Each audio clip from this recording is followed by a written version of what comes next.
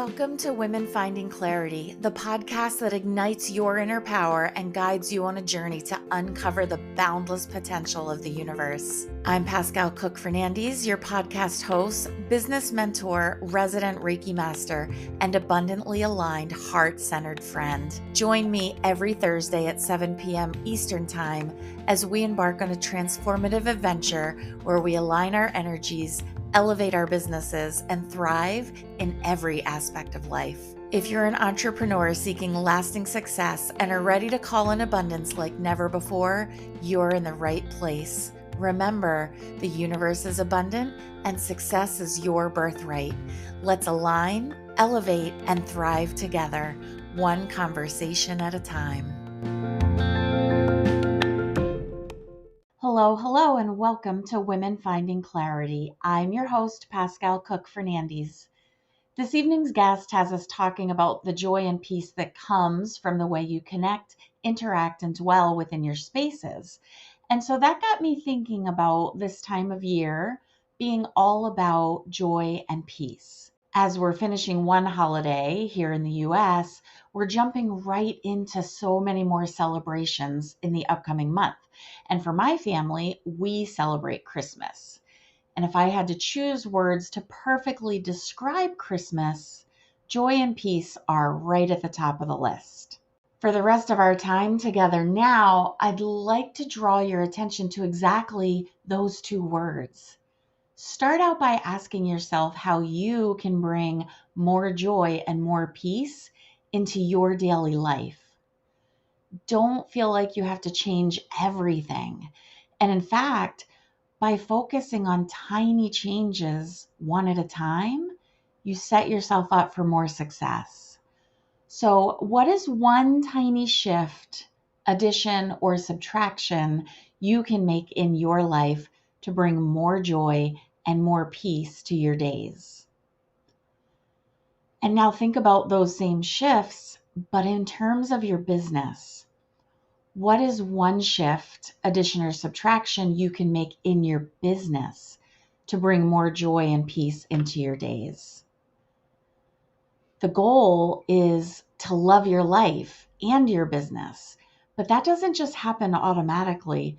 We have to cultivate the love into our days. Day by day, week by week, and month by month, tiny shifts in mindset or actions can collectively create enormous results. But it all starts with one tiny intentional change. With the intention of helping you cultivate more joy and peace in your life, I'm excited to tell you about the 3-day event that I have coming up in December. Be Your Own Boss is a 3-day virtual event that will help you discover what life could look like if you cultivate a profitable speaking business that you love and are able to quit working for someone else. Imagine what life would look like if you made the rules and you could help anyone you wanted to help. Be Your Own Boss kicks off on Tuesday, December 12th at 10 a.m. Pacific Standard Time, which is 1 p.m. Eastern Standard Time. And we're only going to meet for 1 hour each day. And don't worry about not knowing how to start your own business, because I've got you covered. On day 1, you will uncover your unique PhD in life, which is the key to your business success. Day 2 is how to craft your purpose-driven business vision. And day 3 will help you unlock the secrets of holistic business strategy. By the end of day 3, you'll be on your way to turning your unique PhD in life into your own profitable business. If you're already a coach, healer, or speaker, but want to take your business to the next level, I've got you too. And did I mention prizes? Yep, that's right. You could win $397 of free coaching mentorship with me. All you have to do is register, show up for yourself, and complete the challenge to register for Be Your Own Boss, so you are sure you don't miss a thing. And don't worry, we'll be right here for you when you get back. And now, in the spirit of peace and joy, I'd like to introduce you to this evening's guest. Nalasa Cutler is an intuitive designer, home therapist, and advocate for inner harmony. Her purpose is simple yet profound: to awaken the inherent beauty and tranquility that are your birthright. She accomplishes this by revolutionizing the way you connect, interact, and dwell within your living spaces. For her, this endeavor is nothing short of pure magic, a fusion of energy work, strategic design planning, and the profound act of truly seeing what lies within the spaces we inhabit. In her view, your connection to your physical environment is a gateway to connecting with your deepest self. Without further ado, welcome to Women Finding Clarity, Nalasa Cutler. Nalasa, welcome to Women Finding Clarity. Thank you. Thank you. So great to be here. This is one of those, you're one of my guests who, as soon as I met you, I'm like, yes, you need to come onto the podcast. Yes. Awesome. I love that you were like, sure, I'll come on. Yeah. It's always good talking to new people. And I also really appreciated your energy right off the bat too. It was nice and bright. So I love that.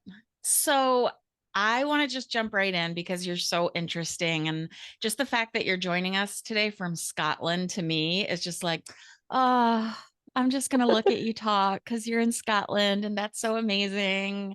What are you doing in Scotland, my friend? I live here about half the year with my partner. He is English and he has a daughter that lives here full time. We come back here for various amounts of time. I have traveled lots and have lived a very international lifestyle. So living in another part of the world, especially by now, I've been living here on and off for the last few years. And it's nice.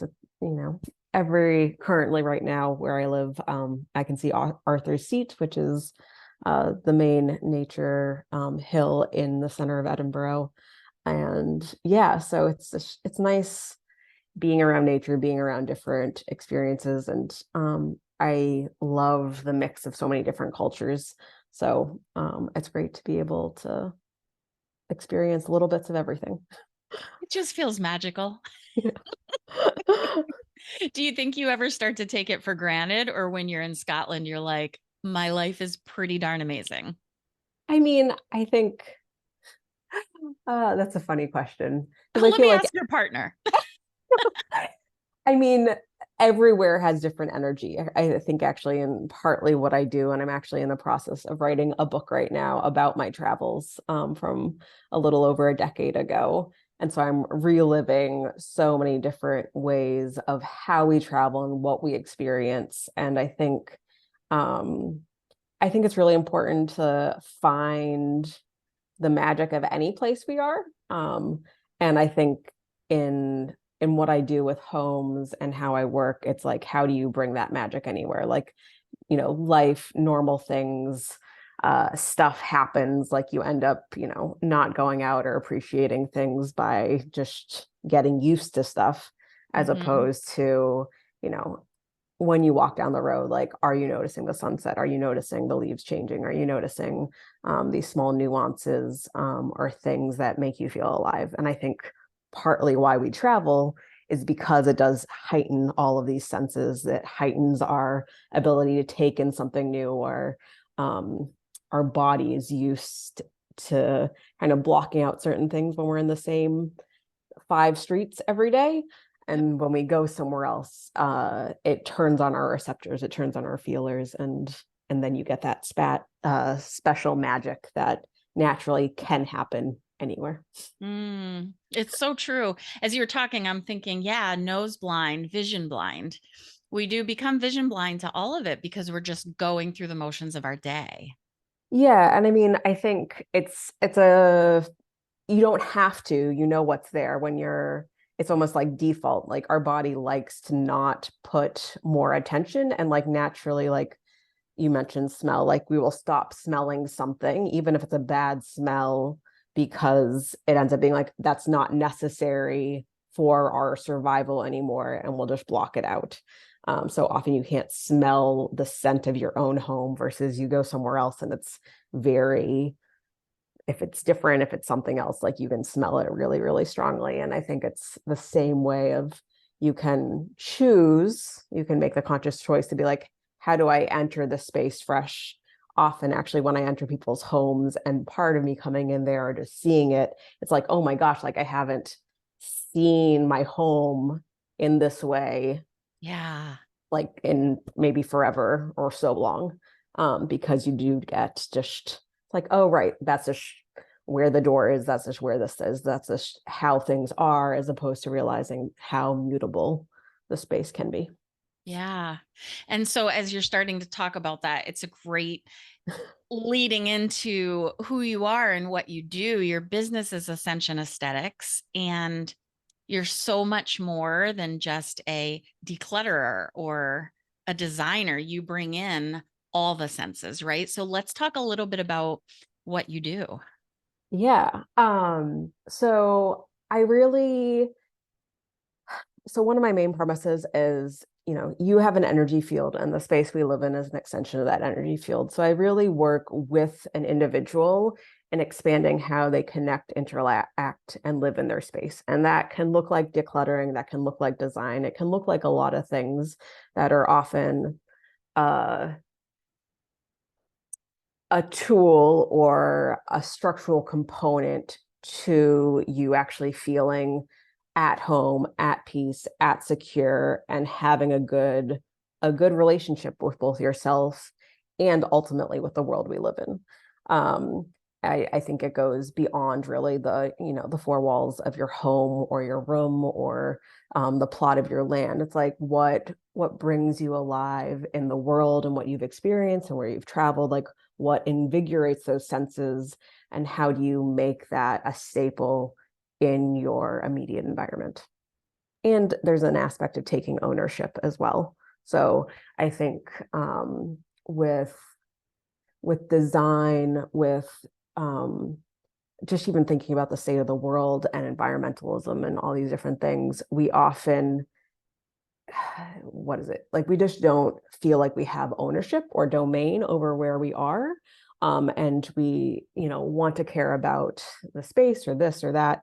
But we can actually feel the support, the structure of the support of where we are, with the land, the property that we live on, with the house we live in, and taking care of that actually has like a monumental ripple effect outwards of how you show up in the world, how you live your life, um, how you feel and how you shine. And so I do like it's very holistic style design of, looking at you and then looking at the structure that surrounds that, and like really small changes in physical things in your space can have a tremendous impact on how the space feels, how you feels. And it's really looking at how do you create that spaciousness? How do you create that environment that allows you to soften and shine more brightly at the same time? I love that. Come into my house, will you please? Yes, I And will. also, no, you can't come into my house. Why is You that? must hear that all the time, right? I mean, I think with so I mean, I think that's a good point. Like it is, our homes are very personal. Like it feels private. I definitely approach it with like a lot of respect. Like you know, places aren't supposed to be spotless. I think like they can be for sure. Like you can be on top of that, but in general, like a lived in, like homes love to be lived in. They love to be loved. Things aren't supposed to be perfect. And it's not a matter of having perfection at the beginning. It's a matter of like finding the systems, finding the structure. You essentially bring me in to be like, right, like I want to have a focal point that like allows me to relax or feel calm at the end of the day. What are the few things that I can either subtract from a space or add to a space or literally just rearrange that makes that effortless? Can I ask? We're just going to take a pause here for a moment. Okay. How did you get into this? And then what perpetuated adding in the whole energy piece to it? Yeah. So uh my story has definitely grown very organically. I've always loved spaces and design and creating structures. I think very spatially, packing a grocery bag or packing a car, like rearranging things. Ever since I was maybe 12, 13, and I went to a book fair with my dad, and I ended up getting uh, interior design, like architecture maps of layouts of buildings. So I've always loved looking at maps, seeing plans. I would envision whole places and see how the energy would flow around the space. So, and I've always been an artist. Um, and I moved a lot. So I moved 13 times. By the time I was 13, I've lived in lots of different places. And so I've always liked interiors. I've liked creating spaces. I've liked setting up spaces. And I've also moved a lot. And so I was constantly realizing like how we live in different spaces, bringing some stuff with us, like what would stay consistent and what would change depending on the environment. So it's a lot of just like natural growth and trial and error.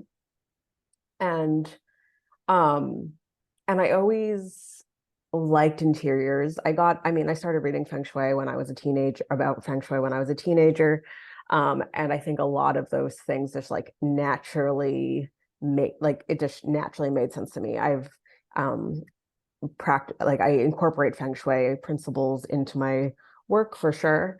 And just the idea of energy with the environment and with the person. My mom was also a little bit of a hoarder.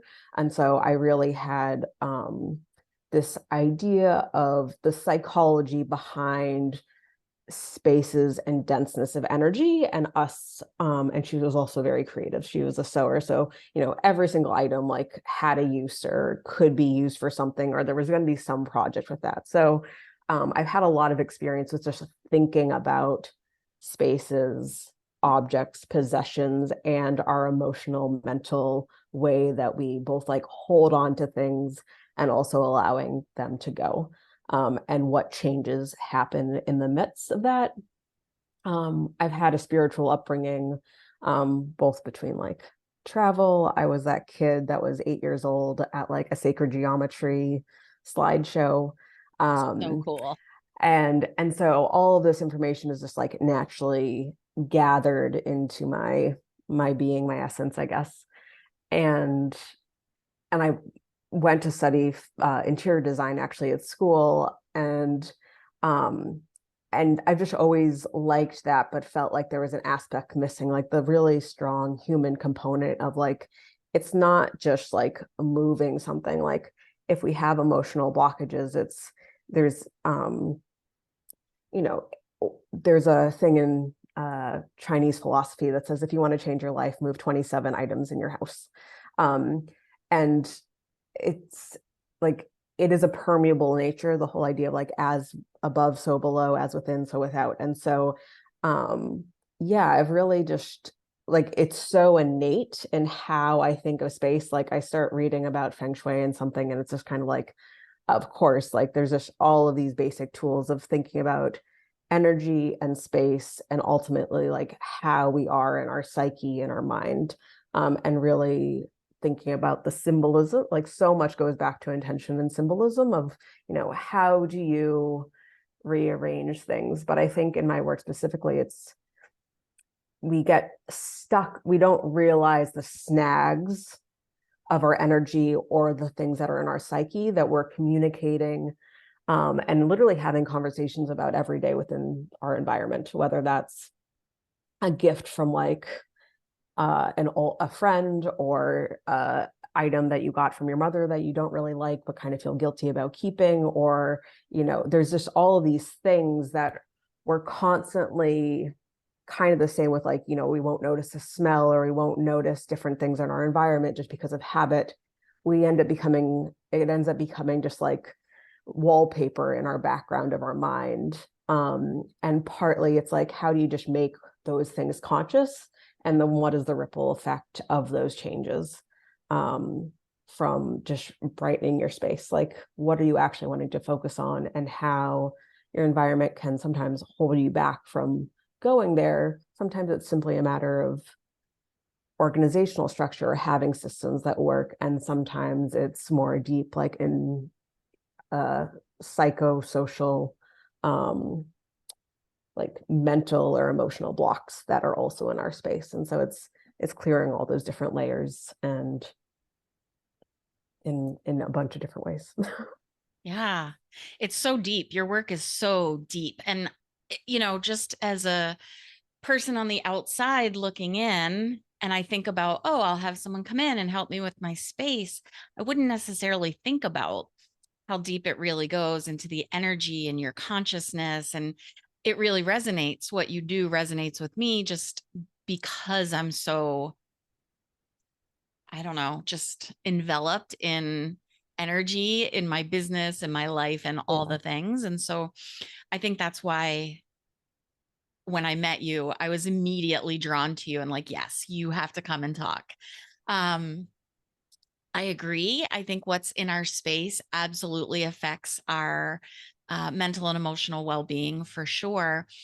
And there is a lot of emotion that comes up, whether it's things we want to keep and showcase more. At least this is what I found for myself, or things that, like you said, maybe it was someone in your families who's passed away and you feel guilty not to keep it anymore.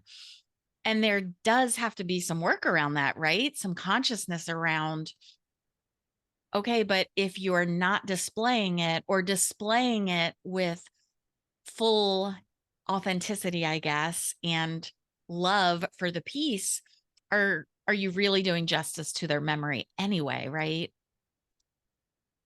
Yeah, I mean, I think there's depending on it totally just varies. And that's a spectrum of like how is it in either enhancing the space or not. Like I've been in some places and it's like, they have treasure troves of like amazing things, but it's just like cluttered around all this other stuff and like you can't see its brilliance. And so I think sometimes, it's piecing out what does someone actually want. And I mean, there's different forms of decor and maximalism and minimalism, and everyone has a different level of comfort. I really work with, a person's aesthetic, what they want, what is comfortable, by also taking in these, overarching parameters of like, you know, does this actually accentuate this piece? Does it drown it out? You can have a cluster of things and they can all be good. But how do you disorient and orient that so it makes sense for the person, for the space, for the environment? Yeah. And Yeah. I know that, everyone is different. Everyone has a feel for like, oh, I just want to display all the treasures I've collected when I was traveling, or I only want to display things that were ancestral to me, or whatever the case may be. Some people are just home goods and their whole place looks like home goods, right? And I guess we all just have a very different comfort level. I want to display all the things. So I have like a printer's box hanging on the wall that's full of crystals that are arranged by color. Yeah. And it sounds like I'm OCD and very particular. I am not, but that's just the kind of stuff I love. For Yeah. me, I don't know. Everything's just kind of eclectic. I love pictures. But when you talk, the one thing that I go to is when I walk into a room, there are still things in the room where I look at and I'm like, "Ugh," it just gives me that warm feeling in my heart. And so I think that's more what you're saying. Like, that's what should be displayed. And that's what are the things that really resonate with you and speak to who you are. Yeah, so I think it's a fine line between like what is like, absolutely I agree with what you just said as far as, you want the things to like what makes you feel alive. And partly what I look at, even I was helping someone out the other day with decluttering and organizing their space, and just really real like the structure of a space makes such a difference. So it's like you can get rid of stuff, but like having the correct structure or essentially a functional layout will make those things be able to stand out better or worse. So it's Not necessarily even what you have, but like where is it in your space that will make it then feel like, oh, like I come in and like that, eccentric crystal little display is at a place where it just feels highlighted or amplified, as opposed to, I don't know where it is in your house, as opposed to like you wouldn't put that like in a weird, like maybe you would put it in a weird corner, but like, and it's behind things and it's like not, it's like there and you'll see it, but it's also then like the location itself makes it feel clustered and like messy, as opposed to allowing it to be a statement. Yeah. And I think there's this just nuance of like how we structure these things in our space, um and then how it functions, for whether it's a chair that like a writing chair that allows you to look out and like see a view or feel cozy, creating just different, like just small structures of workflows, and different things. So yeah, it's so individual to the person. Yeah. Yeah. Yeah. It, is it difficult when you go into a home for the first time and try to really tease out what's important and what I, I feel like for me, and I guess it's because I haven't done this. You're so funny, like you're already laughing. Um, I've never done this for someone, but I feel like when I walk into a home, I would be the first person to put my foot in my mouth and be like, do you really want to keep that? Like, do you want I mean, it there in your closet? I am good at like both. So I think people just often don't know. Um, like, it is listening and figuring out like what, like understanding the structures that are in place, or like what people's thought processes are around different things. Um, and like, I mean, you can tell when someone like loves something dearly, like just, and it might be a mess, it might be a bunch of different things, but it's like that is their focal point, and then maybe it's just gone amiss.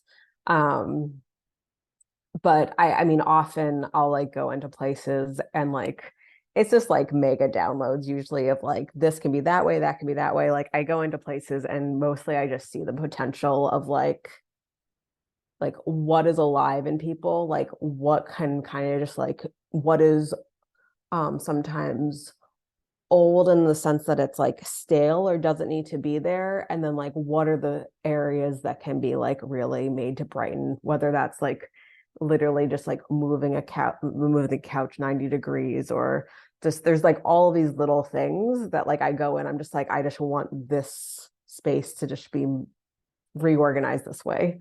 And then it's working with a person to allow that shift to feel the best as possible for them. Sometimes I think people respond to change in completely different ways, and like I can like feel usually how a house can feel, but it's like about them aligning with that flow of energy too, to make it so it's accurate for like where they're wanting to be and like what their use case is. Yeah. Yeah. Yeah. Have you ever had a situation where you were like, at the end of it, you felt amazing, and then someone was like, yeah, no. Um, I don't think I have. Amazing. And I don't think that you would. And I know that kind of put you on the spot, but listening to the way that you work, it doesn't sound like you would have that, because it sounds like every step of the way you're in communication and you're reading the energy of the house and you're reading the energy of the things and you're reading the person's energy. And so it all just kind of Yeah. heads in a harmonious direction. There's definitely been times like one of my biggest pet peeves is like silverware not being in like the right spot in a kitchen.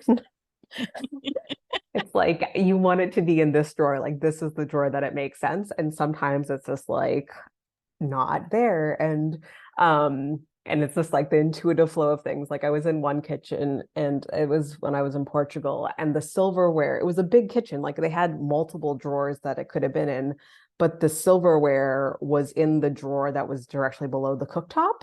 And so like every time I was cooking and my partner wanted to like grab something, I had to like get out of the way for them to open the drawer. And I'm just like, this is insane. Yeah. Like this is just like makes no sense.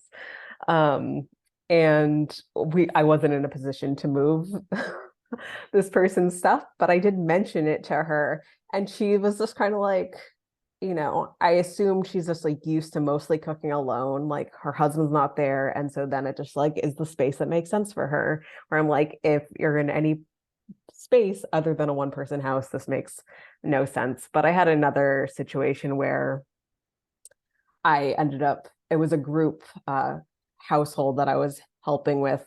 And I was like, I need to move the silverware from like this middle drawer on a countertop. It was, a 6-foot countertop. The silverware is in the middle of the drawer. And so if anyone was working at that countertop, you're constantly also asking them to move. And I was like, but it was a somewhat narrower drawer. And then there's a wider drawer on the right-hand side that was at the end. And so I was like, the silverware needs to move there. So it just is an easier way to take it. You're living with, it was like a 7-person household. So like there was constantly that friction of things. And one Someone's person always in the kitchen. and one person of the bunch was specifically like, I don't like it moved. Like, I don't like it's not where it's supposed to be. Like, I'm used to it being there. And she's slow to warm. She, she likes slow change Yeah. and stuff. And then, after a week, after 2 weeks or whatever, she was just like, it's fine. Like, it's not a big deal. But, so that was the one thought that I had of like moving something and people being like, no. When my son was away at school last year, anytime he would come home and go to get a fork or a spoon, he'd be so annoyed because he's like, every time I come home, I have to change the forks and the spoons around. The fork should go on the left and the spoon should go on the right. And I'm like, really? Why? And he's like, because F comes before S in the alphabet. And I'm like, what? So we each have our own thing, right? I'm like, I don't care, switch them around. That's fine with me. I'll try to do it that way so it doesn't annoy you because it makes no matter to me. Yeah.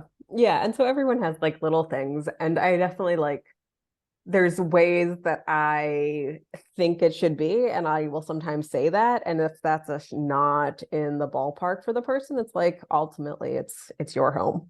Yeah. Yeah. And so it's, aligning enough things that like it feels good. But like, if you're left-handed or right-handed, even like you're gonna approach things slightly differently for how just where things are located or how things are. Yeah, it's just like small things will just be allocated slightly differently because you'll be doing it differently. And that's like one physical attribute versus, we all think differently. We have different ways of structuring life. Yeah, it makes total sense. And things that I wouldn't even think about, things that I wouldn't even take into consideration. Now, I will tell you, I'm going to get free coaching here from you because we have an open design. And when we first bought the house, we loved it because we came from a colonial where every room had a door that closed and it was an old garrison. And so when we came to open design, we're like, this is amazing. I hate it. I hate it because first of all, there's no privacy. You can hear everything happening in the house. So, if the kids are yelling downstairs or the dog is barking, I can hear it in my bedroom, if whatever. Yeah. And I feel like it affects the flow of the furniture because the furniture can't just be anywhere because of where the fireplace is situated. And then there's no true separation between the living room and the dining room and the kitchen. It's just L. So with that in mind, can you even picture that? Do you have your sofa positioned so it's like the back of it is to the dining hall room? No, only at Christmas time when we put up our Christmas tree. So just have it like that all the time. So you're literally separating the spaces out. See, and I think that too. And my daughter hates it. And maybe because maybe our sofa's just too long, maybe we need a smaller sofa. I don't know, but I would need to see the layout a little bit, but like you can delineate space with like a multiple, like with multiple things. But it's really, I mean, that's just like one thing that won't obviously solve the sound issues and stuff like that. yeah. There are definitely like both, I don't know what you have for carpets, but like just doing like sound dampening things. There's also like interesting like felt. I was looking online actually for some art pieces of like wood pieces that have all these different angles to them. And so it dampens the sound because it makes it so it bounces funny and it makes it so it dampens it that way. So there's Dang. like lots of just interesting things, plants as well, that just make it so you can soothe the sound a little bit. But yeah, open plan designs in general, like for big families, it's like figuring out about the sound carrying and someone's going to use a blender in the kitchen, like you're not going to hear the TV as well for that like 3 minutes. Yeah, exactly. Don't get mad. This is the structure of the house. We asked for this, remember? um yeah, and so I mean it's working with what you got, but ultimately like you bring me in, so it's like how can it actually function the best, and different ways that you wouldn't think about it. Like I worked with one client and she was talking about how there's all this noise on the road, and I was like, get sound dampening curtains, and she was like, oh my gosh, like why didn't I think of that? It's just um yeah. So So tell me about, you mentioned plants. I like mhm. having plants in the house. I do not really have a green thumb. I do not pay attention to, oh, this one should only be watered once a week, where this one should never be dry, and all the different things. But what are your feelings about bringing the outside in and how that helps with the energy of the house? Uh, Huge component. Like my two probably biggest go-to things for like energy and vibe of house is like plants and lighting. Like having correct lighting, having non-overhead lighting, having mood lighting for different effects of like calm of day versus, you know, sunlight, etc. I think plants are fantastic. Like they're energy beings. They allow for growth. Having a plant in your love corner in feng shui or even somewhere else, but it will instantly brighten and enliven a room, and adds just such a strong growth component. um, Okay, so when you walk through your front door, I want to go mhm. back to that because I had written myself a note as you were talking earlier. Oh, do you follow feng shui when you do design? And then you mentioned that you do, and then you just brought it up again. So I want to bring it up too. When you walk through your front door, where's your love corner? So in general, whatever, I mean, so then like form school idea feng shui, whatever area, whatever wall you enter, the back right corner is your love corner. And then the opposite corner on the left is your money corner. Okay, so my laundry room is my money corner. Yeah, so you can do the whole house and you can also do room by room. So like the main entrance to like the kitchen, it might be weird because it's open form, but like from your entry room, the main room entrance, so you could do the whole room, and then you can also look at your whole house as a unit as well. Um, but you said your laundry room is your money corner. Yeah, Yeah. if we're talking about the whole house. Mhm. That's okay. It just means I'm going to find lots of money in the laundry. I mean, the thing with it is, you can put things in there that like, how do you make the laundry room feel abundant to you, as opposed to simply like a utility room. And so, and you probably are the one that spends the most time in there out of anyone to be Yep. like, probably. And so like, how do you just make it a little bit more luxurious for yourself, or like make it feel good? Basic things are gold, green, or purple are different ways to bring in the colors of that. There's different shapes you can look into. standard ideas of bringing that in, but even just being like, right, like if that's the money corner, how do I make that feel more bright, affluent, etc. And it doesn't need to be a big thing. It's just like when you go into that, like I think so much with feng shui and not like it's about intention and like making something feel good. Like you can be like, okay, that's the money corner, but I don't spend that much time. I'm gonna do something really little, but I'm gonna like think about like this other space. Maybe you'll make an altar, maybe you'll make something. I'm gonna like literally just like energetically bring that money energy into the space and like make that intention. And yeah, and then So that'll much be about so. energy is intention, isn't it? I say that all the time. It's so much of it's about intention. And, you know, I've taken mediumship courses and I have my Reiki master and all these things. And my grandmother, she was very devout Catholic. In the beginning, she would be very afraid of all of that and just say, you know, my nickname was Pack. So she used to call me Packy. Yeah. And she would say, "Oh, Packy, you be careful, the devil and all these Yeah. different things." And I'm like, Grandma, it's about intention. And my intention is high. And I set an intention anytime I'm doing energy work. And so I love how bringing that intention into your home versus just throwing things down or slapping up pictures, bringing an intention to it just feels so good. It feels more complete. It feels, yeah, I don't know what word I'm looking for, but complete is the best thing right now. But it just feels like it's enveloping you versus you're just in your house. Yeah, the word life affirming came to me in what you were Mm. speaking. It's like, how like living with intention or living with any sort of purpose. It's like, no, like how do like I partly what so I do work, I have been trained in Reiki as well, but essentially what I do is like acupuncture energy work for the house. So as much as we're moving like all of these different pieces and maybe paying attention to structure in this, like it's looking at like what is the energetic container and what is your relationship to that container that you're in.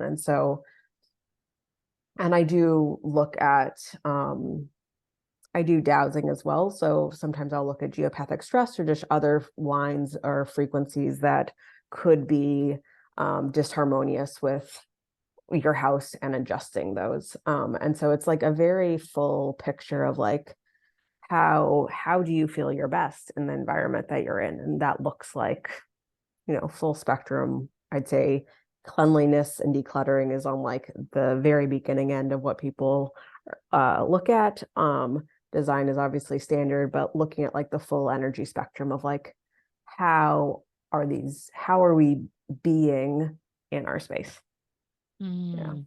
And yeah, and connecting with like you live on Cape Cod, it's like how does the ocean show up in your space? How do you bring these elements that you feel called to or that are naturally in the environment, and what is that influence like within your home, as well as opposed to, are you trying to block things out like you mentioned plants, but it could also be like, do you have like sea glass or shells or like what, or driftwood, like what are the different aspects of bringing in those natural elements of the surroundings into your space that feel nurturing. And I think plants and greenery is a natural way to have that often, but it obviously would change if you're living in the desert or living in different environments. So It's so interesting because when we first moved to this house, we weren't living on the Cape. So when we first moved in, we painted like green and we had all these different colors. And then after a certain number of years living here, someone was like, "But you live at the beach. Shouldn't it be more of a beachy theme?" And I'm like, "No, that doesn't resonate for me. These are my colors. This is my thing, like reds and greens and browns and Mhm. all of the things." And then after a certain handful of years, I was like, yeah, we need to get some blue in here. We need to. And I guess that's what it is, right? You just start to acclimate with the environment outside of you that you bring in. Yeah, and I think it can be a mix like even, and you like, sure, yes. And it's like what, understanding like what resonates with you is like, it was almost like what you said, acclamation of a time period being like, right, like this is like my identity of colors. Were you living more like in like Western Mass or like somewhere a little bit more in like Green Lake areas? No, it's funny. We were up in Westwood, which is like outside of Boston. Okay. And, it's kind of a small town feel suburb, but Hmm. you're basically living in a fishbowl that everyone's on top of you. And we had our little postage stamp of green grass, and then everything Yeah. else is road and Yeah. And water. I think also like with that too, it's like, how do you balance? It's like in cities, brick, like there's like this earthy like grounding, like you need to like create your structure, your stability, and bold colors often do that too. And so I think I absolutely love like traveling and just like seeing the colors or the spaces of, um what are like the natural materials, what are the natural colors that get elicited from places. Because I think even being at the beach, it's not as common, but like you can even do like greens and stuff from like seaweed. Like there's like so many different shades of blue. You can have like a really earthy ocean, or kind of the more like light blue, green, like turquoisey, Tropical. um yeah, nautical, like light nautical versus like deep nautical. Yeah. um so yeah, you can do it in a lot of different ways depending on like what feels good to you. I imagine also like it'd be interesting to see your own transformation like within that period of time of like I feel that like there was probably some softening or some like just changing how you oriented to go along with that color change as well. Oh, for sure. And I always come back to the chakras, right? And so in that transition, we didn't, we rented for a few years before we bought. And so everything was red. And I'm like, okay, so that's my root chakra. That's safety and security. Right. And then getting into the blues and the indigos, that's higher up in the chakras. And so I don't know. I just like to think about things always related to chakras and energy work that way as well. And Mhm. on that note, I have to just slip in here how beautiful your website is. And Oh, everyone needs to check it out. What's your website address? it's www.nalasa, NALASA.design. Yeah, it's beautiful. And it really is a reflection of who you are as a person. I went through it and I was like, oh my God. And like all the moving pictures and all the earth colors and all the words that you use, like bespoke. And the whole thing is truly just you.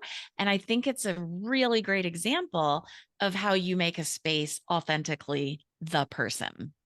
Thank you. Thank you so much. Yeah. One thing on there is like, I have a thing that says great design is felt. And I really believe that it's like, it goes beyond necessarily an image or a cognition or anything. It's like when you step into a space and you just want to relax, you want to be there, you want to love, like you love being there. It just feels homey or comfortable or whatever it is you're going for. And like that is ultimately like great design is felt. Um, so yeah, I really appreciate that. Beautiful. So I definitely want everyone to check out your website. Oh, you know what? One more question. Do you only do in-person work or do you also work virtually? I work virtually. Okay. A lot of my work is virtual. I do little tours every now and then. I'm often back in the Boston area sometime during the year, but um, people are amazed at how much I can do actually remotely. I was doing this work with this one person. She's like, I am completely surprised at how much I get done and like the different things that you pick up on. And I was mentioning this to a different client, and she's like, that's really just a testament to like how good you really are. Like, I will, you know, literally I will end up seeing your whole house and like from pictures from all these different things, depending on what you want to do. So yeah, I mostly work remotely. I travel often around different parts of the world, but do I'm based in the UK right now. I lived in California for a long time, so I often make it out there.